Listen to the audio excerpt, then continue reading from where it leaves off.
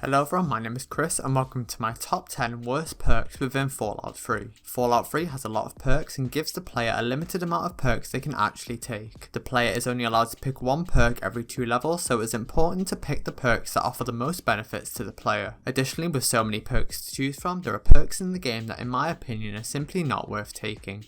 Starting off at number 1, we have Swift Learner. Swift Learner is a level 2 perk and grants an additional 10% to the player's XP whenever XP is gained. There are 3 ranks of this perk, with each rank granting an additional 10% to the player's XP. This perk may seem great at the start of the game as it will let you level up and gain a little bit more XP, however as you go through the game the additional XP the perk grants you is minimal and will not significantly speed up your leveling process. Additionally, once you hit the max level the perk becomes redundant and essentially useless as the one benefit it grants will never be activated after the level cap.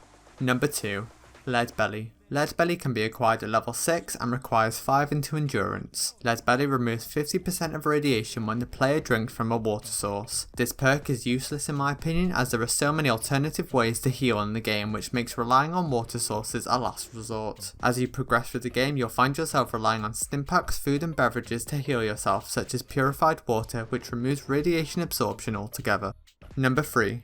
Rad Resistance. Rad Resistance can be acquired at level 8 and requires 5 into endurance. Once taken, this perk will grant a permanent 25% resistance to radiation. Unlike with other Fallout games that made more use of radiation, despite radiation being a mechanic, there are almost no areas in the game where the radiation levels can be an obstacle. Most areas in the game only incur a small rad penalty. The only 3 locations where it would be potentially helpful would be outside Vault 87, the Gek room in Vault 87, and at the end of the game when entering the irradiated room inside the Jefferson Memorial to activate the purifier. In addition to this, the player can simply wear one of the many outfits in the game that grants the player resistance to radiation, such as the radiation suit and the all-purpose science suit. Combined with using a few radexes, the perks become essentially redundant.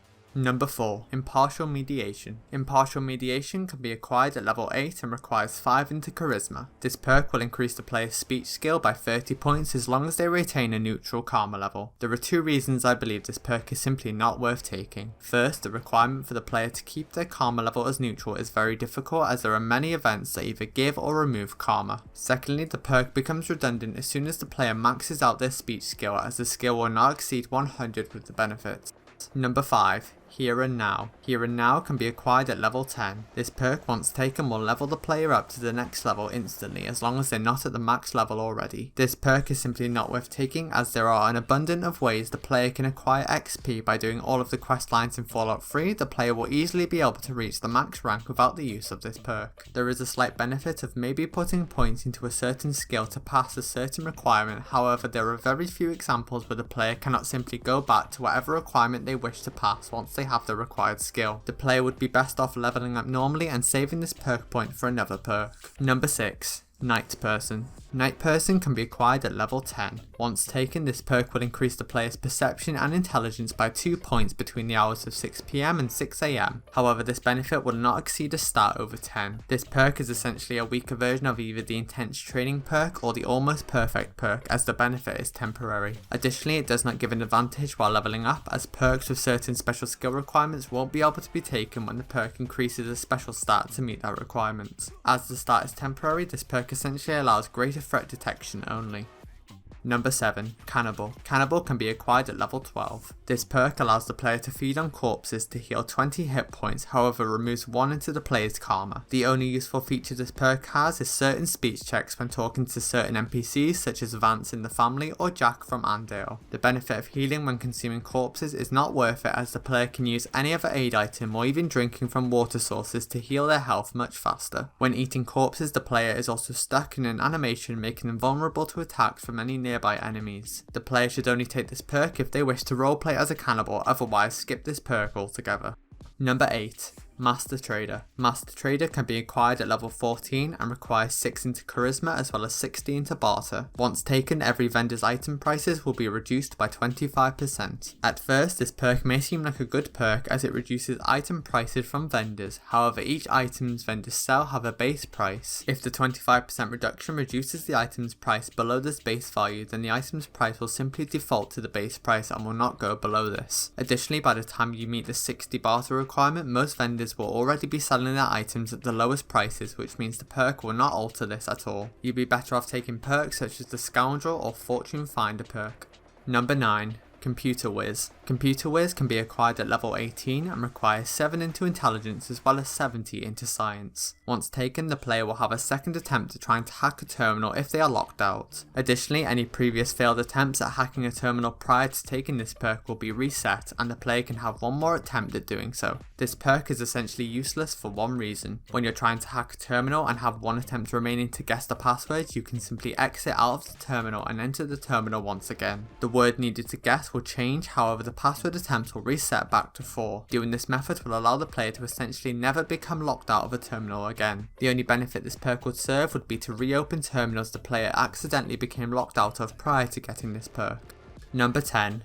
Explorer. Explorer can be acquired at level 20. Once taken, every map marker in the game will be visible to the player, allowing you to see where every location is in the game. The reason I personally think this perk is useless is that although it does show you where every location is, it does not discover any of them, meaning you still need to travel to a particular location in order to be able to fast travel there. Despite this perk does have its usefulness if the player wishes to see where a particular location is, however except for that, the perk is useless. Before we finish, here are some honourable mentions that didn't quite make the list but are perks that I also do not believe are worth taking.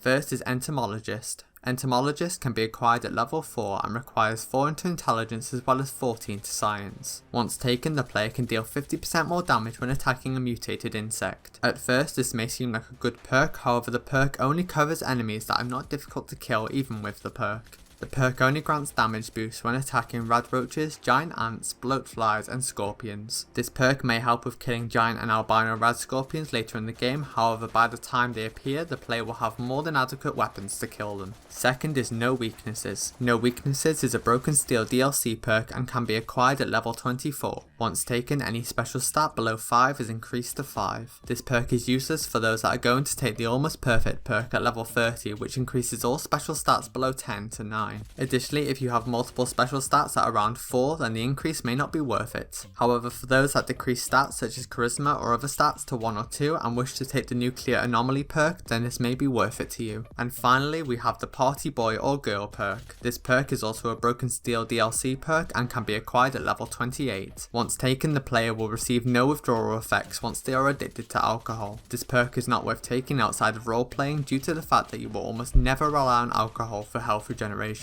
As a player myself, I will never use any of the alcohol items in the game as chems are a better option for those that need it. Additionally, for those that have a player home and have bought the My First Infirmary house item, they can simply use that or any doctor in the wasteland to remove the withdrawal effects, making this perk useless. And there we have my top 10 worst perks in Fallout 3. I hope you found this video helpful, and as always, thank you for watching.